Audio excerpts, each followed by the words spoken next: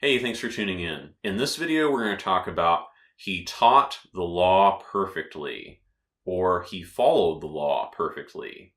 Of course, in reference to messianic Jewish beliefs. He taught the law perfectly is a belief. It is not an assessment.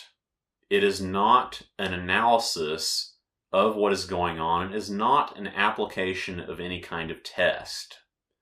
It is a belief at its root. The reason that I say this is because it often is accompanied by the belief of, or the assertions about, we know that this is allowed because of what went on in the New Testament, or we know that this is allowed because of what was taught in the Gospels. If what the Torah says is being determined by the New Testament, if what the Torah allows, if what the Torah forbids, is determined based upon what the Gospels teach, then how would we ever be able to realize if the Gospels didn't teach something according to the Torah? So if we are using the Gospels as the authoritative interpretation of what it is that we are allowed to do or not allowed to do according to the Torah, if we're looking at the Torah through the lens of the New Testament, through the lens of the Gospels, then there's no way that we would ever even be able to realize if the law was not being taught in the New Testament or if the law was not being followed in the New Testament. Now, a lot of times there are these assumptions that come up, and sometimes people will recognize that, this seems a little bit odd in comparison to what I can actually see as being taught in the Torah and the actual written commands. This seems a little bit off, but oftentimes there's this underlying assumption that there must be some way that that actually works because he taught the law perfectly. So in a way, this is effectively kind of a circular belief. It is a belief. It is not an assessment. It is not an analysis. Because we are not just putting all of this to the side, putting it on hold and saying, I don't know about all of this messianic stuff. I don't know about the New Testament.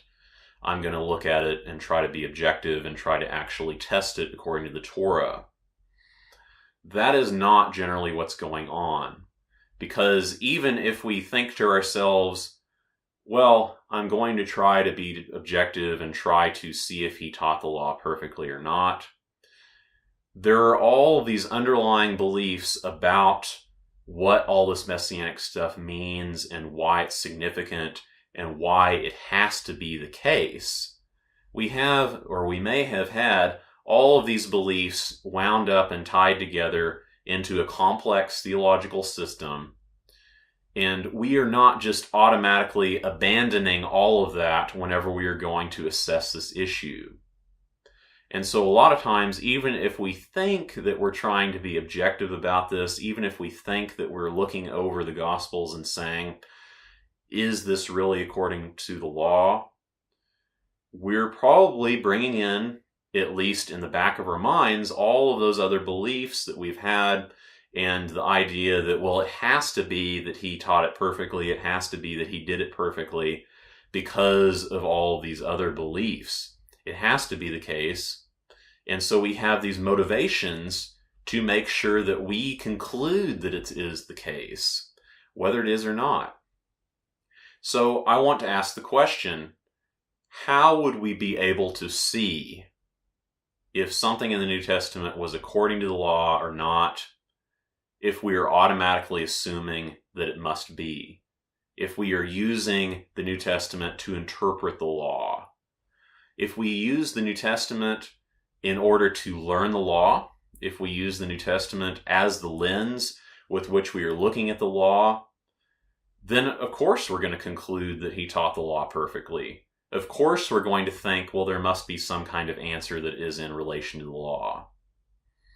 I have known people personally that have taught the law as being necessary, and in a general sense, they have said that the law needs to be followed, the law in full needs to be followed. But I have witnessed time and time again, both in the past and in the present, there are people that believe the law needs to be followed, and they will teach that. But they may also teach something that's not according to the law. They may also add to the commands, and they may also take away from the commands. And likewise, I've even witnessed people in the past that they asserted that the law needed to be followed, and yet they also made a false prophecy.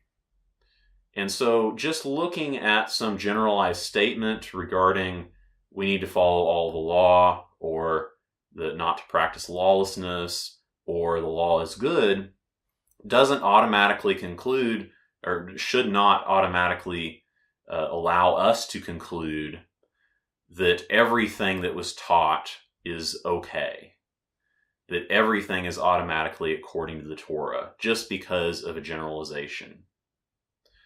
This idea of he taught the law perfectly, it is not based upon an assessment, it's based upon a belief.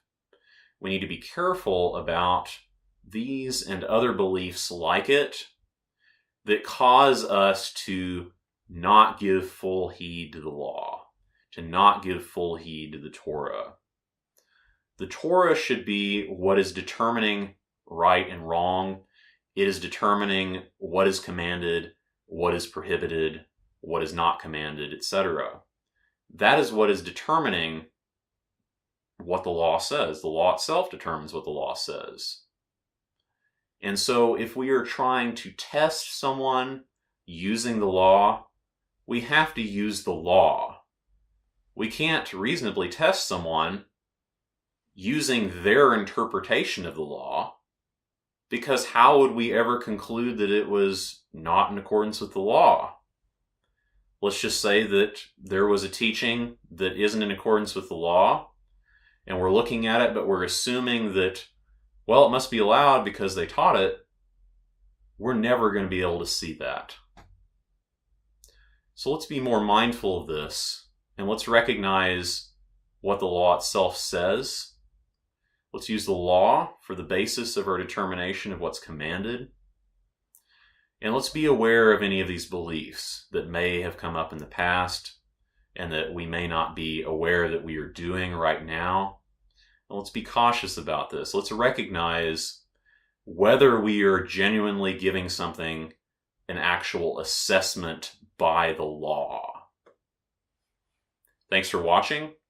Feel free to check out my other videos where we talk about more Torah issues, and be sure that you stay in touch so we can continue this discussion. Thanks for watching. Remember the commands. Peace.